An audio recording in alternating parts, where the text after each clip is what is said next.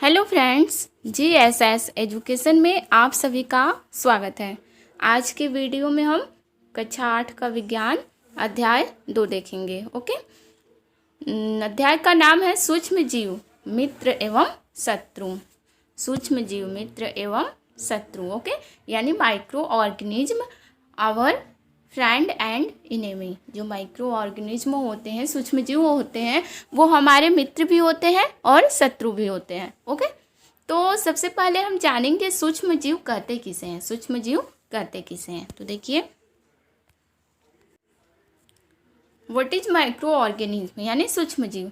ऐसे जीव जिन्हें हम नंगी आंखों से नहीं देख सकते, जिन्हें यंत्र से देखा जा सकता है, सूक्ष्म जीव कहलाते हैं। मीन्स ऐसे जीव जिनको हम नग्न आंखों से नहीं देख सकते हैं, जिनको हम यंत्र के द्वारा देखते हैं, मीन्स सूक्ष्मदर्शी के द्वारा देखते हैं, उसे हम सूक्ष्म जीव कहते हैं। ओके, सूक्ष्म जीवों को 4 मुख्य भागों में बांटा गया है, 4 मुख्य वर्गों में बांटा गया है। जीवाणु, कवक, प्रोटोजोआ एंड शैवाल। मीन्स सूक्ष्म जीवों को 4 भागों में बांटा गया है। जीवाणु, कवक, प्रोटोजोआ एंड शैवाल। ओके, विषाणु मीन्स वायरस भी सूक्ष्म जीव होते हैं, परंतु वे अन्य सूक्ष्म जीवों से भिन्न होते हैं। विषाणु भी सूक्ष्म जीव ही होते हैं, लेकिन अन्य सूक्ष्म जीवों से वो अलग होते हैं, क्योंकि वे केवल परपोषी ही गुणन करते हैं और शरीर से बाहर एक निर्जीव प्राणी होते हैं, अर्थात शरीर से बाहर निष्क्रिय होते हैं और शरीर में प्रवेश करते ही सक्रिय हो जाते हैं। ओके, जो वायरस होते हैं मीन्स विषाणु होते हैं, वो भी सूक्ष्म जीव होते हैं, परंतु अन्य सूक्ष्म जीवों से भिन्न होते हैं, क्योंकि वे केवल क्या होते हैं, परपोषी होते हैं, केवल दूसरों पे डिपेंड होते हैं। ओके, परपोषी में ही गुणन करते हैं, मीन्स दूसरों के शरीर में घुस अंदर जाने पे ही वो उनकी संख्या बढ़ती है, गुणन करते हैं। ओके, और शरीर से बाहर एक निर्जीव प्राणी होता है। अगर शरीर से बाहर होंगे तो वो एक निर्जीव प्राणी की तरह होते हैं, अर्थात शरीर से बाहर वो क्या होते हैं, निष्क्रिय होते हैं, कोई भी क्रिया नहीं कर सकते। वो कोई भी मीन्स कोई भी, न तो वो डिवाइड हो सकते हैं, न तो उनमें वृद्धि हो सकती है, कुछ भी नहीं हो सकता है। ओके, और शरीर में प्रवेश करते ही वो क्या हो जाते हैं, सक्रिय हो जाते हैं, अपना कार्य करना शुरू कर देते हैं, मीन्स शरीर में अटैक करना शुरू कर देते हैं। ओके, नोट कर लीजिए।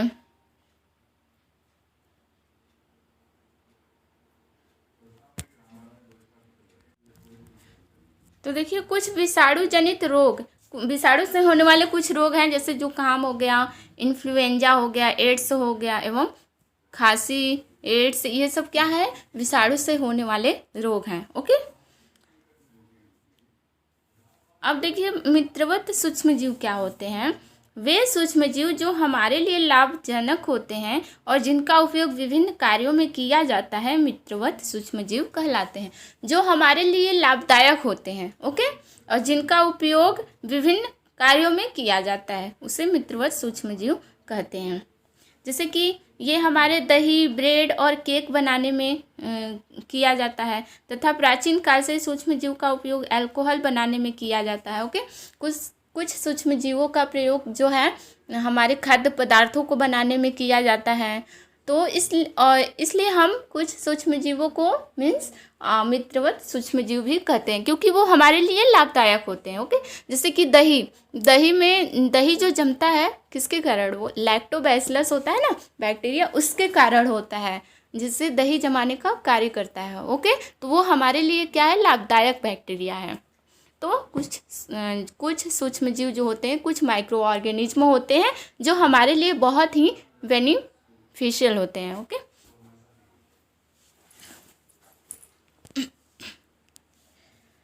कुछ सूक्ष्म जीव मृदा की उर्वरकता में वृद्धि करते हैं, मीन्स मृदा की उर्वरा शक्ति को बढ़ा देते हैं, मृदा की उपजाऊ क्षमता में वृद्धि करते हैं। ओके, लैक्टोबैसिलस जीवाणु दूध को दही में परिवर्तित करने वाला जीवाणु है। जो लैक्टोबैसिलस है वो दूध को दही में परिवर्तित करता है, तो लैक्टोबैसिलस जो है हमारे लिए बहुत ही लाभदायक है।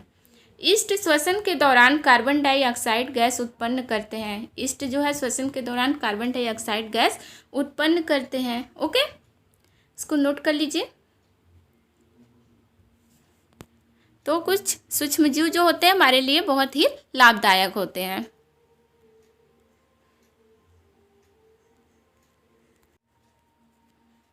किण्वन एक प्रक्रिया है जिसमें फलों के रसों से अल्कोहल या शराब बनाई जाती है। इसमें इष्ट प्राकृतिक शर्करा को निम्नीकरण कर अल्कोहल में परिवर्तित कर देते हैं। ओके, किण्वन एक प्रक्रिया है जिसमें फलों के रसों से अल्कोहल या शराब बनाई जाती है किण्वन की प्रक्रिया से। ओके, इसमें क्या होता है, इष्ट जो होता है प्राकृतिक शर्करा को निम्नीकरण कर अल्कोहल में परिवर्तित कर देता है। अल्कोहल में कौन परिवर्तित करता है, इष्ट। ओके, ऐसी औषधि जो जीवाणुओं की वृद्धि को रोक देती है उन्हें समूल नष्ट कर देती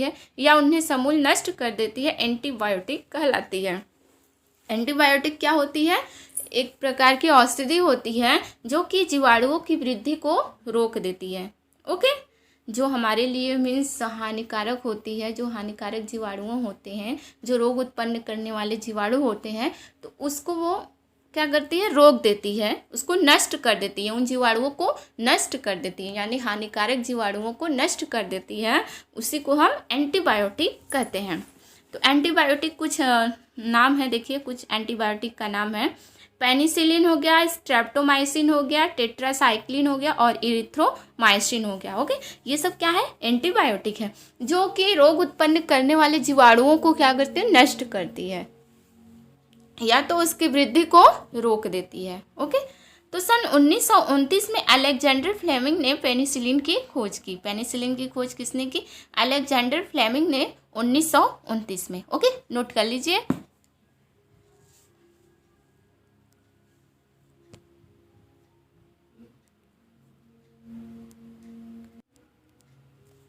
अब देखिए, शिशु एवं बच्चों के शरीर में प्रतिरक्षी उत्पन्न करके रोग कारक सूक्ष्म जीव को नष्ट करने के लिए टीका लगाया जाता है। ओके, मतलब शिशु एवं बच्चों में प्रतिरक्षी उत्पन्न करके, उनके शरीर में प्रतिरक्षी उत्पन्न करके रोग कारक सूक्ष्म जीव को, यानी रोग उत्पन्न करने वाले जो सूक्ष्म जीव होते हैं उसको नष्ट करने के लिए टीका लगाया जाता है। जैसे हैजा, क्षय आदि बीमारियों को टीके द्वारा रोका जा सकता है। ओके, यानी वो बचपन में ही, जब शिशु होते हैं, छोटे बच्चे होते हैं, तभी वो लगाया जाता है टीका। ओके, सूक्ष्म जीवों द्वारा फैलने वाला रोग जो एक संक्रमित व्यक्ति में वायु, जल, भोजन या कायिक संपर्क द्वारा फैलते हैं संचारणी रोग कहलाते हैं, जैसे हैजा, खांसी।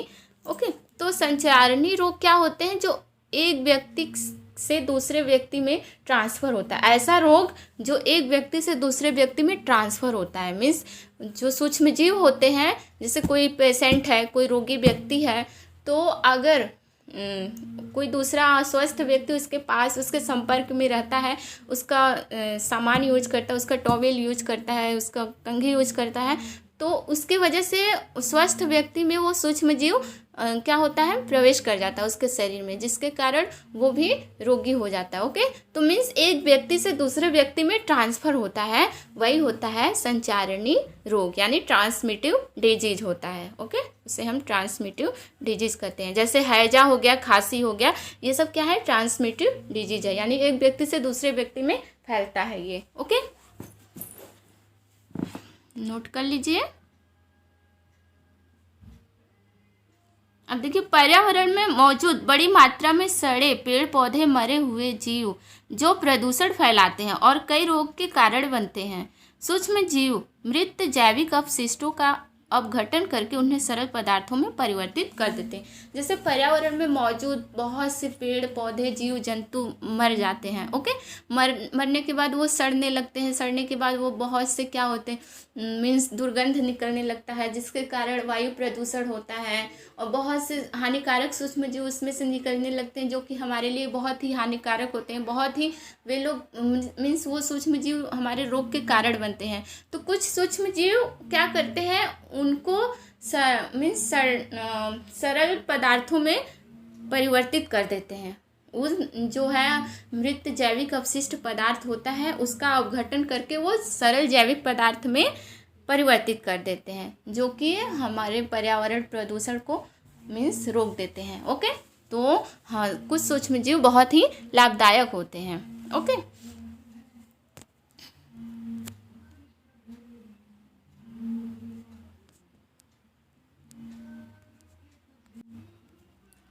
तो देखिए ये पदार्थ पुनः अन्य पौधों एवं जंतुओं दुर्ग मुक्त पदार्थ सूक्ष्म जीवों द्वारा उपयोग किए जाते हैं। तो मीन्स जो अपशिष्ट पदार्थ होते हैं, जैविक अपशिष्ट पदार्थ होते हैं, तो सूक्ष्म जीवों द्वारा उन्हें सरल पदार्थ में परिवर्तित कर दिया जाता है। ओके, तो फिर उन्हीं पदार्थ को अन्य पौधों एवं जंतुओं द्वारा सूक्ष्म जीवों द्वारा उसको क्या किया जाता है, उपयोग करते हैं। ओके, उपयोग किया जाता है। वायुमंडल में 78% नाइट्रोजन गैस है। संचरणीय रोग का मुख्य कारक घरेलू मक्खी है। घरेलू मक्खी भी संचरणीय रोग का कारण है। ओके, वो ट्रांसमिटिव डिजीज मीन्स फैलाने का कार्य करती है डिजीज को। मलेरिया रोग का वाहक का मादा एनफ्लीज मच्छर है। मीन्स मलेरिया रोग का जो वाहक होता है वो मादा एनफ्लीज मच्छर है। ओके, इष्ट कोशिकाओं की वृद्धि के कारण ब्रेड या इडली फूलते हैं। जो इष्ट कोशिकाओं में वृद्धि होती है तो उसी के कारण ब्रेड और इडली फूलते हैं। ओके, डेंगू के वायरस का वाहक मादा एडिस मच्छर है। जो डेंगू वायरस का वाहक होता है वो मादा एडिस मच्छर है और मलेरिया का मादा एनीफ्लीज है। ओके, पूछता है डेंगू का है मादा एडिस है और मलेरिया का मादा एनाफिलीज है। ओके, अलग अलग है, दोनों मच्छर ही हैं लेकिन इनकी प्रजातियां अलग हैं।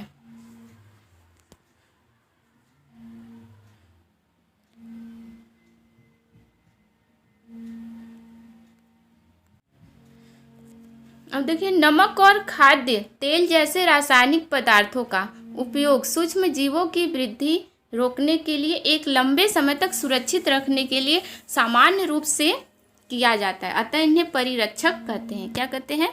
परिरक्षक कहते हैं। ओके, मीन्स नमक और खाद्य तेल जैसे रासायनिक पदार्थों का उपयोग सूक्ष्म जीवों की वृद्धि रोकने के लिए एवं लंबे समय तक सुरक्षित रखने के लिए सामान्य रूप से किया जाता है। जैसे कि खाद्य पदार्थ हो गए तो उनको लंबे समय तक वो खराब ना हो, सुरक्षित रहे, तो उनको सुरक्षित रखने के लिए नमक और खाद्य तेल जैसे रासायनिक पदार्थों का उपयोग किया जाता है, तो उन्हें हम परिरक्षक कहते हैं। ओके, दूध को 70 डिग्री सेल्सियस पर 15 से 30 सेकंड के लिए गर्म करते हैं, फिर एकाएक ठंडा कर उसे भंडारण कर लेते हैं। ऐसा करने से सूक्ष्म जीवों की वृद्धि रुक जाती है। इस प्रक्रिया को पाश्चरीकरण कहते हैं। मीन्स दूध को 70 डिग्री सेल्सियस पे गर्म करके 15 से 30 सेकंड के लिए केवल गर्म करते हैं, फिर उसे अचानक एकाएक ठंडा करके फिर उसको भंडारण कर लेते हैं, जिससे कि उसमें सूक्ष्म जीवों की वृद्धि रुक जाती है। ओके, और इस प्रक्रिया को हम पाश्चरीकरण कहते हैं। ऐसी औषधि जो बीमारी पैदा करने वाले सूक्ष्म जीवों को नष्ट कर देती है या उनकी वृद्धि को रोक देती है, नष्ट कर देती है, ये आकर है, नष्ट कर देती है और उनकी वृद्धि को रोक देती है, प्रतिजैविक या एंटीबायोटिक कहलाती है। अभी हमने पहले भी पढ़ा था। मीन्स एक औषधि होती है, एक पदार्थ होता है जो कि जीवों की वृद्धि को रोक देती है या उसको नष्ट कर देती है। जो हानिकारक जीवाणु होते हैं उनकी वृद्धि को रोक देती है या नष्ट कर देती है, तो ऐसे पदार्थ को हम प्रतिजैविक या एंटीबायोटिक कहते हैं। ओके, प्रतिजैविक दवाइयाँ डॉक्टर की सलाह पर ही लेनी चाहिए और उनका कोर्स पूरा भी करना चाहिए, अन्यथा अगली बार आवश्यकता पड़ने पर प्रतिजैविक दवाइयाँ उतनी ही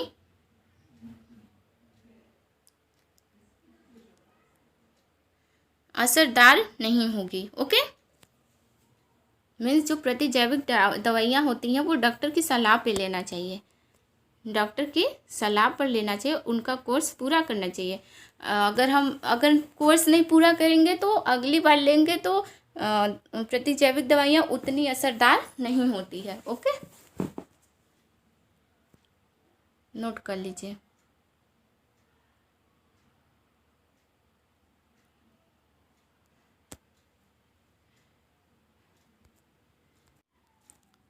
हो गया, तो ये हमारा सेकंड चैप्टर का मुख्य कुछ पॉइंट थे। ओके, हमने विस्तार से नहीं बताया, जो मुख्य पॉइंट था हमने उसको केवल बता दिया है।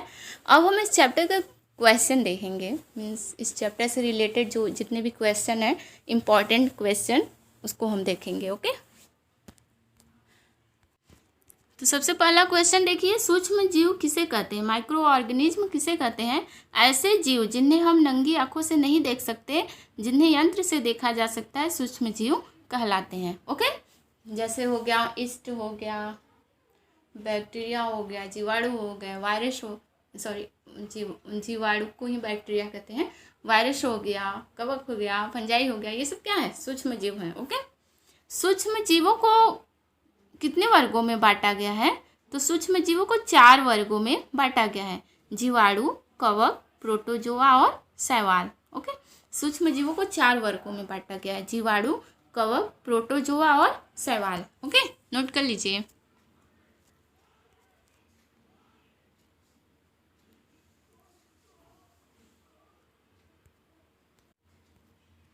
अब देखिए, विषाणु मीन्स वायरस क्या होते हैं? विषाणु से होने वाले कुछ सामान्य रोगों के नाम बताइए। विषाणु भी सूक्ष्म जीव होते हैं, परंतु वे अन्य सूक्ष्म जीवों से भिन्न होते हैं, क्योंकि वे केवल परपोषी में ही गुणन करते हैं और शरीर से बाहर एक निर्जीव प्राणी होते हैं, अर्थात शरीर से बाहर निष्क्रिय होते हैं और शरीर में अंदर करते ही सक्रिय हो जाते हैं। कुछ विषाणु जनित रोग जैसे जुकाम, इन्फ्लुएंजा, एड्स, खांसी, ओके, ये सब विषाणु से होने वाले रोग है। तो विषाणु जो होते हैं सूक्ष्म जीव की तरह ही होते हैं, परंतु सूक्ष्म जीव से क्या होते हैं? कुछ भिन्न होते हैं, क्योंकि केवल परपोषी पे ही टोटली डिपेंड रहते हैं और परपोषी में ही ये गुणन करते हैं, मीन्स डेवलप करते हैं, वृद्धि करते हैं। ओके, और शरीर से बाहर ये क्या होते हैं? निष्क्रिय हो जाते हैं और शरीर में प्रवेश करते ही ये सक्रिय हो जाते हैं। ओके,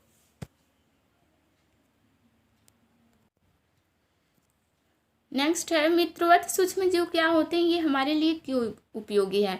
वे सूक्ष्म जीव जो हमारे लिए लाभजनक होते हैं और जिनका उपयोग विभिन्न कार्यों में किया जाता है, मित्रवत सूक्ष्म जीव कहलाते हैं। ये हमारे दही, ब्रेड और केक बनाने में उपयोग किए जाते हैं। ओके, तथा प्राचीन काल से ही सूक्ष्म जीव का उपयोग अल्कोहल बनाने में किया जाता है।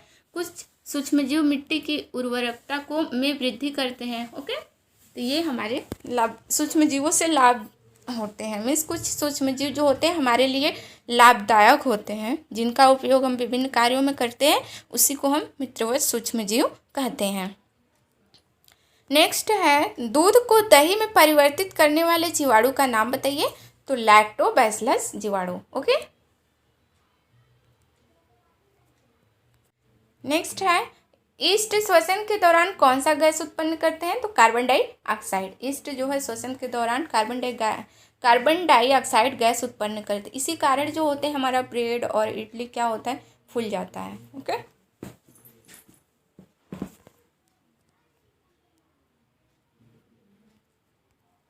नेक्स्ट है, उस प्रक्रिया का नाम बताइए जिसमें फलों के रसों से अल्कोहल या शराब बनाई जाती है। तो किण्वन प्रक्रिया। ओके, किण्वन क्या है?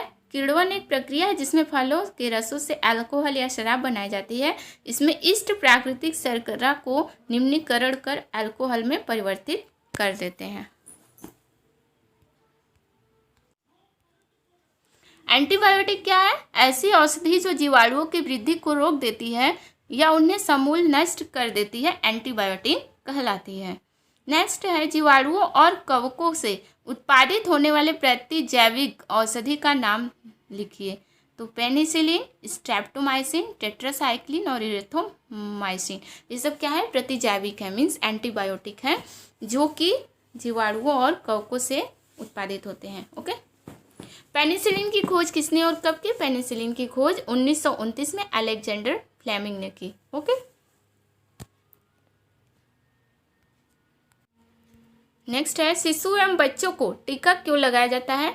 तो शिशु एवं बच्चों के शरीर में प्रतिरक्षी उत्पन्न करके रोग कारक सूक्ष्म जीव को नष्ट करने के लिए टीका लगाया जाता है। जैसे हैजा, क्षय आदि बीमारियों को टीके द्वारा रोका जा सकता है। ओके, संचारणी रोग किसे कहते हैं? सूक्ष्म जीवों द्वारा फैलने वाले रोग एक संक्रमित व्यक्ति में वायु, जल, भोजन या कायिक संपर्क द्वारा फैलते हैं, संचारणी रोग कहलाते हैं। ओके, जैसे हैजा हो गया, खांसी आदि, मीन्स जो ऐसा रोग जो सूक्ष्म जीवों द्वारा फैलने वाला रोग होता है, जो संक्रमित व्यक्ति से संक्रमित व्यक्ति से वायु, जल, भोजन या कायिक संपर्क के द्वारा फैलते हैं। ओके, जैसे हैजा हो गया, खांसी हो गया आदि।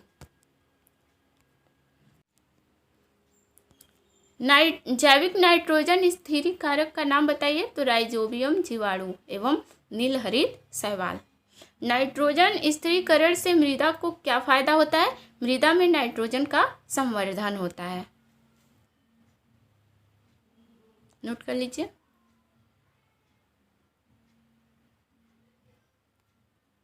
नाइट्रोजन स्थिरीकरण से क्या लाभ होता है मृदा को?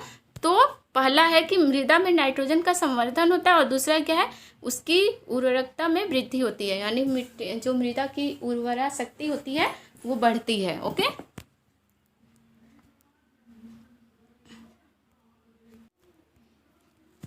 सूक्ष्म जीव पर्यावरण के शुद्धिकरण में किस प्रकार हमारे लिए उपयोगी है? पर्यावरण में मौजूद बड़ी मात्रा में सड़े पेड़ पौधे, मरे हुए जीव जो प्रदूषण फैलाते हैं और कई रोगों के कारण बनते हैं। सूक्ष्म जीव मृत जैविक अपशिष्टों का अपघटन करके उन्हें सरल पदार्थों में परिवर्तित कर देते हैं। यह पदार्थ पुनः अन्य पौधों एवं जंतुओं, दुर्गंध मुक्त पदार्थ सूक्ष्म जीवों द्वारा उपयोग किए जाते हैं। ओके, मीन्स सूक्ष्म जीवों द्वारा जो जैविक अपशिष्ट होते हैं, मृत जैविक अपशिष्ट होते हैं, उन्हें सरल पदार्थों में परिवर्तित कर दिया जाता है। फिर दोबारा उस पदार्थ को सूक्ष्म जीवों द्वारा, मीन्स पेड़ पौधों द्वारा, जंतुओं द्वारा उसे उपयोग में लाया जाता है। ओके, वायुमंडल में कितने प्रतिशत नाइट्रोजन गैस है? 78%, 78%। संचरणीय रोग का मुख्य कारक क्या है? घरेलू मक्खी।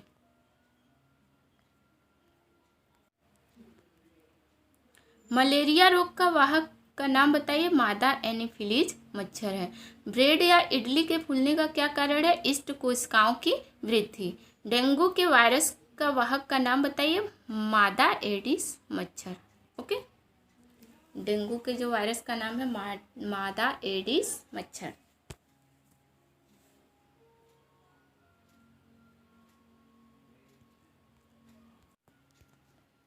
मच्छर फैलाने से रोकने के कोई 3 उपाय बताएं। मीन्स मच्छरों की वृद्धि जो होती है उसको रोकने के कोई 3 उपाय बताइए। तो पहला है, हमें पानी को कहीं भी रुका नहीं रहने देना चाहिए। इकट्ठा हुए पानी में मिट्टी का तेल या पेट्रोल का छिड़काव करना चाहिए।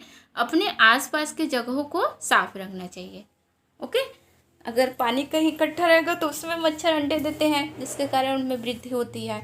अगर इकट्ठा कहीं पानी है भी तो उसमें तेल या पेट्रोल का छिड़काव कर देना चाहिए, और हमें अपने आसपास के जगहों को साफ रखना चाहिए। ओके, टाइफाइड रोग के संचरण का तरीका लिखिए। इस रोग का संचरण जल के द्वारा होता है। जो टाइफाइड रोग होता है इसका संचरण जल के द्वारा होता है। ओके, गंदे जल को, अगर हम गंदा जल पिएंगे, मीन्स प्रदूषित जल पिएंगे, तो जिससे हमें टाइफाइड रोग हो जाता है। इसलिए हमें हमेशा शुद्ध जल, प्योर वाटर लेना चाहिए, पीना चाहिए।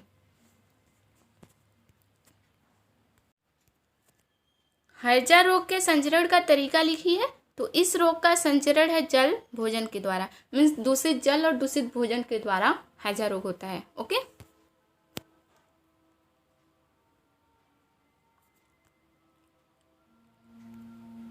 नेक्स्ट है परिरक्षक किसे कहते हैं? तो नमक और खाद्य तेल जैसे रासायनिक पदार्थों का उपयोग सूक्ष्म जीवों की वृद्धि रोकने के लिए एवं लंबे समय तक सुरक्षित रखने के लिए सामान्य रूप से किया जाता है, अतः इन्हें परिरक्षक कहते हैं। ओके, मीन्स खाद्य पदार्थों को अधिक समय तक सुरक्षित रखने के लिए नमक, तेल और खाद्य रासायनिक पदार्थों का उपयोग किया जाता है, जिससे कि वो अधिक समय तक सुरक्षित रहे, उसमें मीन्स सूक्ष्म जीव अटैक न करें, हानिकारक सूक्ष्म जीव उसमें अटैक न करें। तो इसी को हम परिरक्षक कहते हैं। ओके, पाश्चरीकरण क्या है?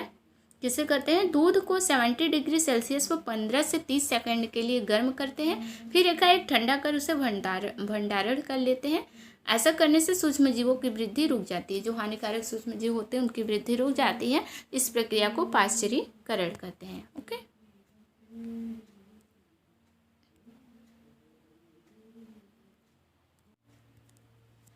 एंटीबायोटिक या प्रतिजैविक क्या है? प्रतिजैविक लेते समय कौन सी सावधानियां रखनी चाहिए?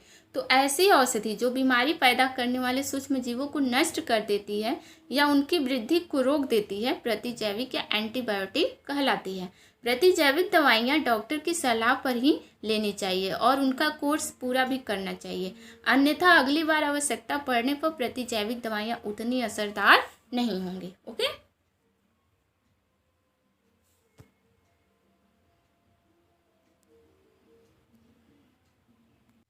अब देखिए इस चैप्टर का एक्सरसाइज सॉल्यूशन यानी अभ्यास प्रश्नोत्तरी क्या है।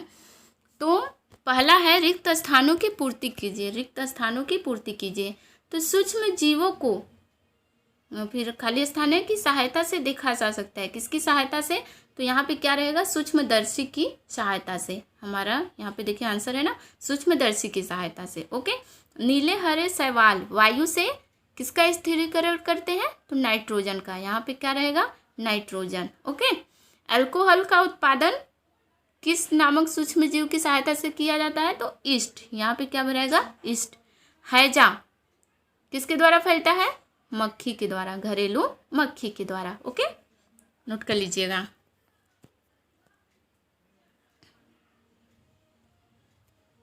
नेक्स्ट है सही शब्द के आगे सही का निशान लगाना है। ओके, ईस्ट का उपयोग निम्न के उत्पादन में होता है। ईस्ट का उपयोग किससे होता है? किसमें मीन्स किस पदार्थों के उत्पादन में किया जाता है? तो अल्कोहल, चीनी, अल्कोहल, हाइड्रोक्लोरिक अम्ल और ऑक्सीजन। तो किसका ईस्ट का उपयोग किसके उत्पादन में किया जाता है? तो अल्कोहल के। ओके, निम्न में से कौन सा प्रतिजैविक है? तो पहला देखिए सोडियम बाइकार्बोनेट है और नेक्स्ट देखिए क्या है?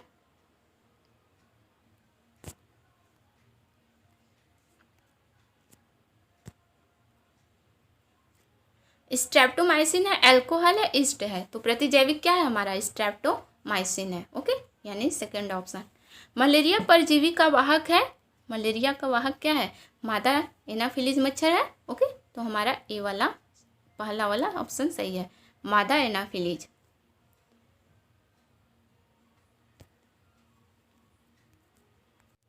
नेक्स्ट है संचरणीय रोगों का सबसे मुख्य कारक है।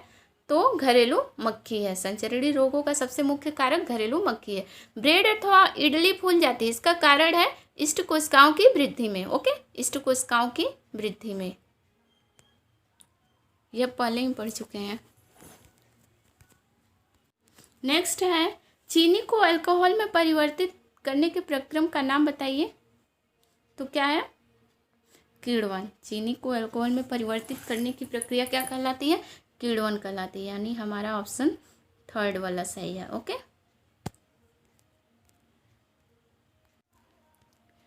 अगला है कॉलम 1 को के जीवों का मिलान कॉलम 2 में दिए गए उनके कार्य से कीजिए। ओके, तो कॉलम 1 को कॉलम 2 से करना है। तो देखिए इसका मिलान क्या है। तो देखिए ये कॉलम 1 है और ये कॉलम 2 है। ओके, तो जीवाणु का काम होता है, जीवाणु हैजा का कारक राइजोबियम नाइट्रोजन स्थिरीकरण करता है। लैक्टोबैसिलस दूध को दही से जमाता है, दही में बनाता है। और ईस्ट ब्रेड की बेकिंग करता है। और प्रोटोजोआ मलेरिया का कारक होता है और प्रतिजैविक उत्पादित करता है। ओके, एक विषाणु क्या होता है? एड्स का कारक होता है। ओके, तो ये कॉलम 1 और कॉलम 2 का मिलान है। अब है क्या सूक्ष्म जीव बिना यंत्र की सहायता से देखे जा सकते हैं? यदि नहीं तो वे कैसे देखे जा सकते हैं? सूक्ष्म जीव बिना यंत्र की सहायता से नहीं देखे जा सकते हैं।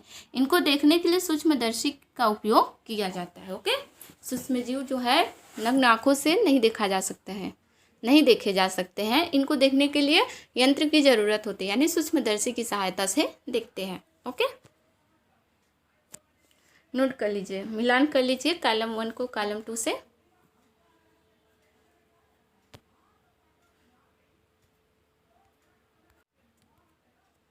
सूक्ष्म जीवों के मुख्य वर्ग कौन कौन से हैं? बैक्टीरिया, कवक या फंजाई, शैवाल और प्रोटोजोआ। ओके, वायुमंडल नाइट्रोजन का मिट्टी में स्थिरीकरण करने वाले जीवाणुओं के नाम लिखिए।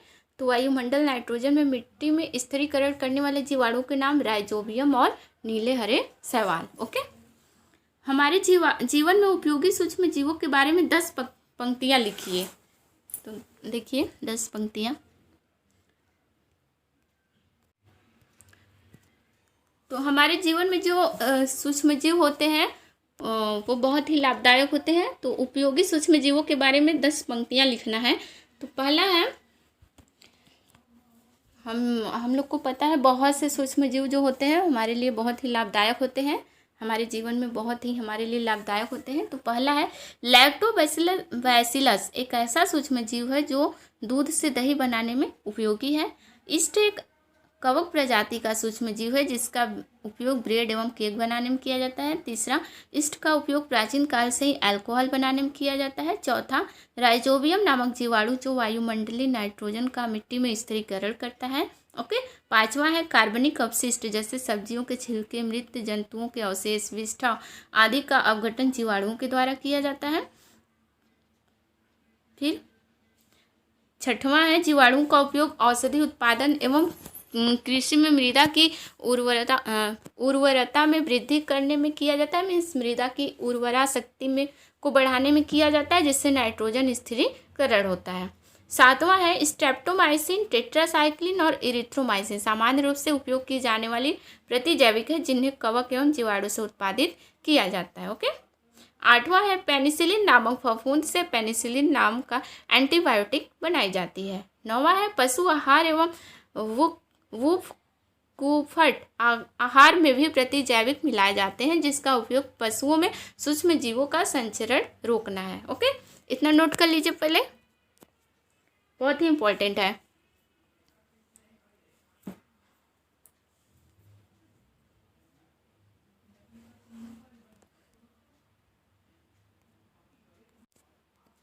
दसवां है, देखिए प्रतिजैविक का उपयोग कुछ पौधों के रोग नियंत्रण के लिए भी किया जाता है। वैक्सीन के माध्यम से कुछ सूक्ष्म जीवों को शरीर में प्रतिरक्षा तंत्र को मजबूत बनाने के लिए किया जाता है जिससे पोलियो, क्षय, चेचक तथा हेपेटाइटिस आदि का वैक्सीन टीका बनाया जाता है। ओके, तो ये हमारे कुछ लाभदायक सूक्ष्म जीव हैं। मीन्स सूक्ष्म जीवों के क्या है उपयोगिता, ये सब है।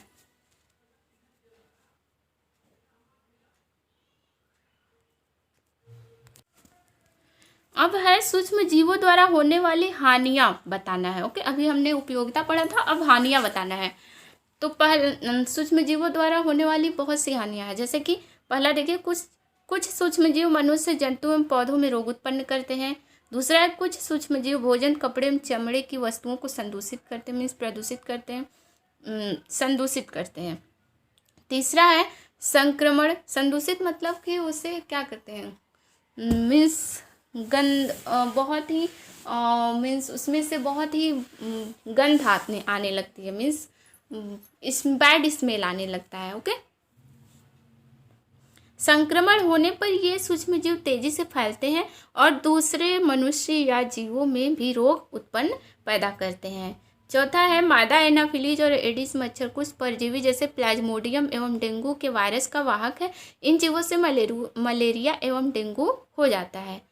पांचवा है एंथ्रेक्स, मनुष्य एवं मांसपेशियों में एंथ्रेक्स जो होता है मनुष्य एवं मवेशियों में यानी पशुओं में होने वाला भयानक रोग है जो जीवाणुओं द्वारा होता है। गाय में खुर एवं मुंह का रोग वायरस होता है। ओके, एंथ्रेक्स जो होता है।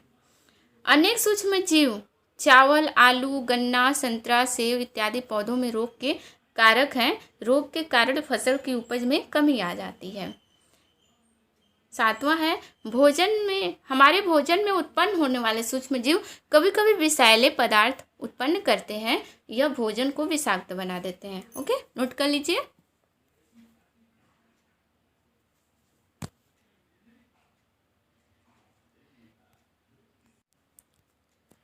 नाइन्थ है प्रतिजैविक क्या है, प्रतिजैविक लेते समय कौन सी सावधानियां बरतनी चाहिए। और तो प्रतिजैविक क्या है, ऐसी औषधियाँ जो बीमारी पैदा करने वाले सूक्ष्म जीवों को नष्ट कर देती हैं या उनकी वृद्धि को रोक देती हैं प्रतिजैविक या एंटीबायोटिक कहलाती हैं। प्रतिजैविक दवाइयाँ डॉक्टर की सलाह पर ही लेनी चाहिए और उनका कोर्स पूरा भी करना चाहिए, अन्यथा अगली बार आवश्यकता पड़ने पर प्रतिजैविक दवाइयाँ उतनी असरदार नहीं होंगी। ओके, हो गया। तो आज के वीडियो में हम सेकंड चैप्टर देखें, अगले वीडियो में हम थर्ड चैप्टर देखेंगे। ओके, तब तक के लिए धन्यवाद।